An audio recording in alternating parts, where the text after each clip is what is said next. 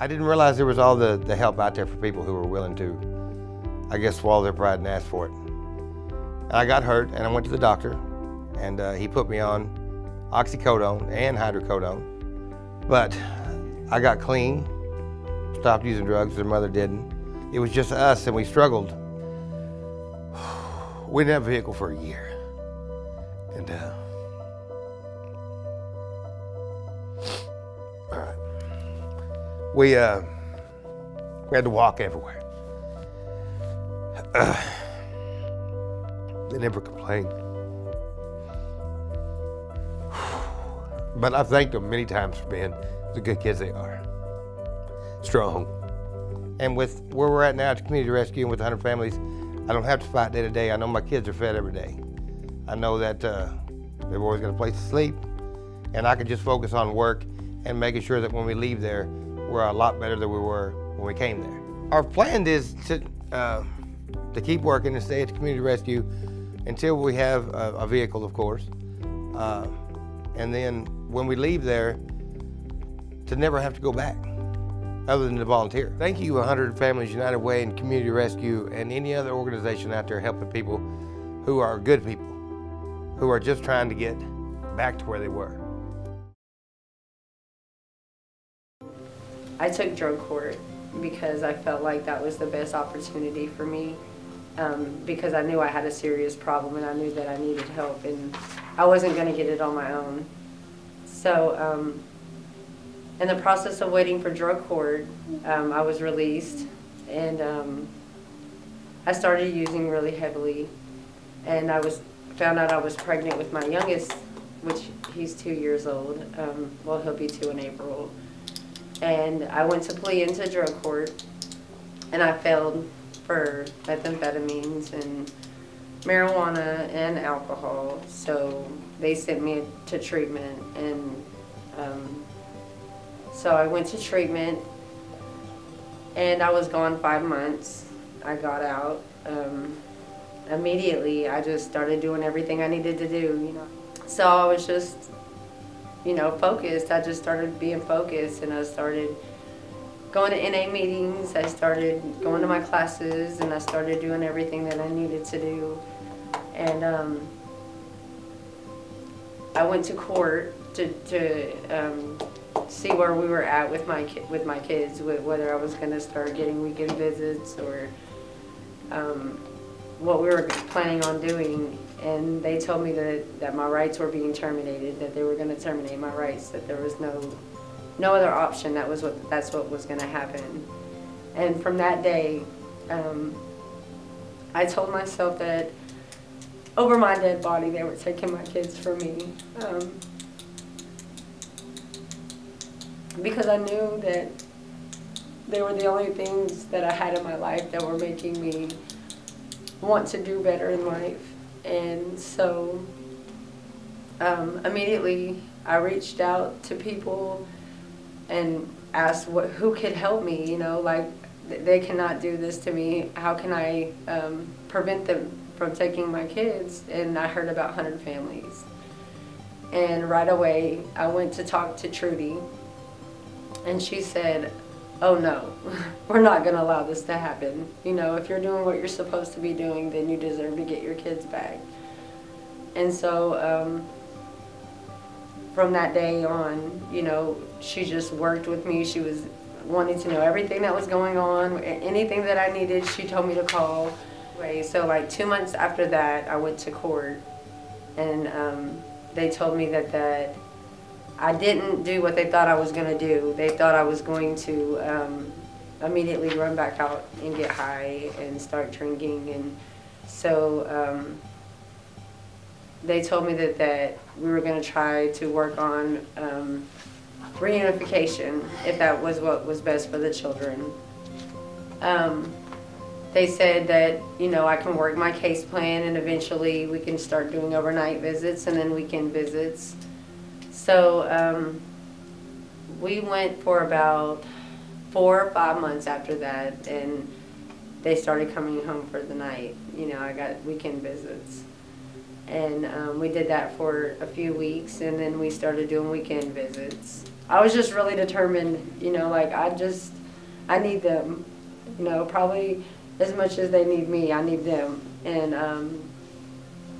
so I got my own place, and needless to say, they came home the weekend of Christmas. They were home, and that was just, it was wonderful. It was so wonderful just to see them and to be able to tell them, you don't have to leave this time you're here.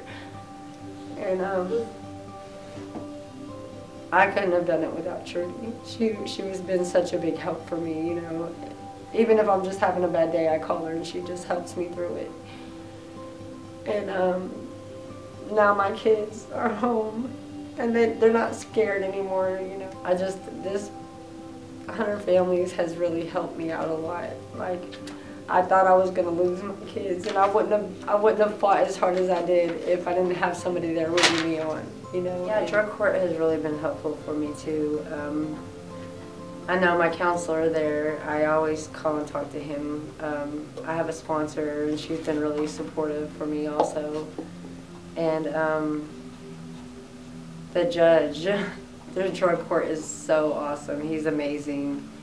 And that's basically it, because I kind of cut my circle really short, because my main focus is just on my kids and staying sober and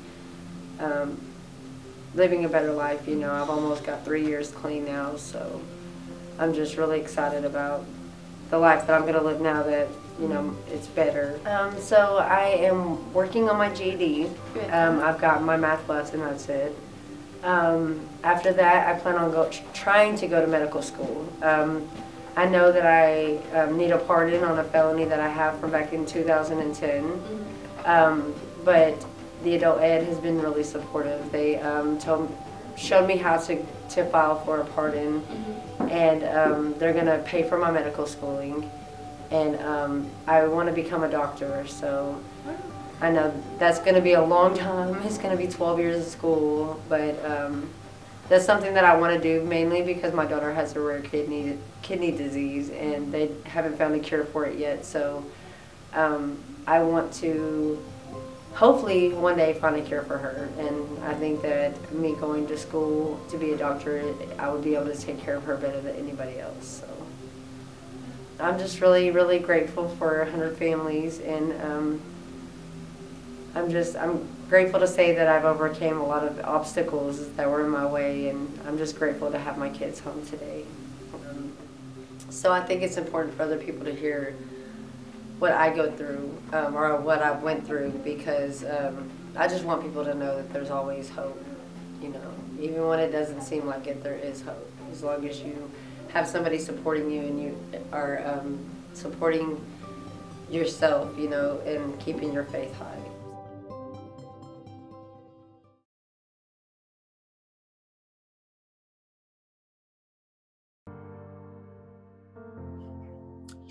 I just reached a point where I had enough. I was like, okay, then I've stayed in this because I need to. I'm not from America. I'm born in Jamaica. I'm a citizen here now, but it was just me and him and my children. I don't have any family in Arkansas. I do have family in the state, but not in Arkansas. And I wasn't working enough to say, okay, then I can move out on my own, things, I can take care of my kids. And I didn't know resource. I didn't have an idea about resource. And I didn't even tell my co-workers what was going on. I was just trying to okay, then all is good. Try to keep it to myself, because at the same time, I'm kind of feeling ashamed. I don't want anyone to know what I'm going through. I just want to make it seem like everything is all good with me. The next point also, when I see physically start abusing my child, I'm like, okay, then this is when I really need to come out. I need to exit. My child is being not just emotionally. So I just made my mind up. DHS was involved, and that's how I know about 100 Family. They give me the resource, I work with it, and here I am. I'm out of the house, living. It's a work in progress, but with me, I'm doing good so far. Mentally, I'm doing good.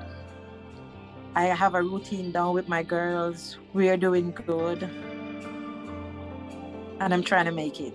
And I'm making it. I'm not gonna say I'm trying to make it. I am making it now because I have to do it. If I'm not doing it for me, I have to do it for my girls. And I have to show them, okay, then you can go through all this in life, but it's whatever you want. You just have to get up and keep moving. If it wasn't for the 100 family at Hamilton House, because Hamilton House also was keeping up with me. If it wasn't for you guys, I honestly don't know mentally. I don't know where would I be mentally right now. It's good to have the 100 family to talk to, just call in through there and just, if I'm having a bad day, and let them know, okay, then this is what I'm having.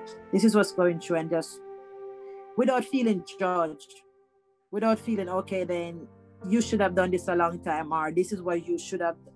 There's no judgment.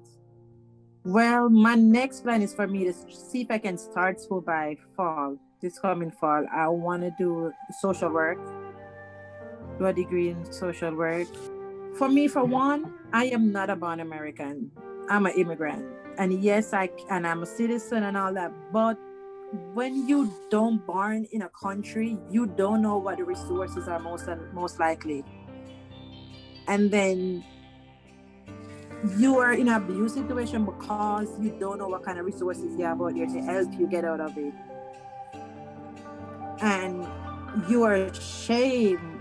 I mean, the reason why I want to tell my story also to make, it's okay to feel ashamed. It's okay to feel like somebody's going to judge you when you're going through an abuse situation or when you're living with a narcissist. It's okay. But not talking and not telling or not even trying to find a way out, that's when it's not okay. I do this work because I was a foster parent, and I became a foster parent because, funny enough, I had a family member that needed a foster parent as a provisional, so we become foster parents for our grandson. And then we ended up we had 47 kids come through our home in a 4-year period of time. Well, we went to steps to interact with other foster parents. And I got acquainted with the program at Steps, and I fell in love with it. So we started volunteering to come in as a foster parent to talk to the class, to the parents. So my heart was always to restore the family. When you see people struggle and they lose their children for addictions or for whatever reason, I believe that God made the family. And if He wants me to help, I'll help. To be able to get on the phone and call somebody and say, I need your help, and them jump in and say, okay, we can do this, we can do this. Because you can only have so much knowledge in your head, and you can only have one piece of the puzzle. And I'm just one piece of the puzzle. And it's almost like I quilt, and it's that piece of the quilt that needs to be there, and putting it together is fun. It's sometimes we sit and cry with our parents that don't get their kids back, and we sit and laugh and cry with our parents that do get their kids back. So it's an emotional thing, but it's just a piece of that quilt that we sew together every day.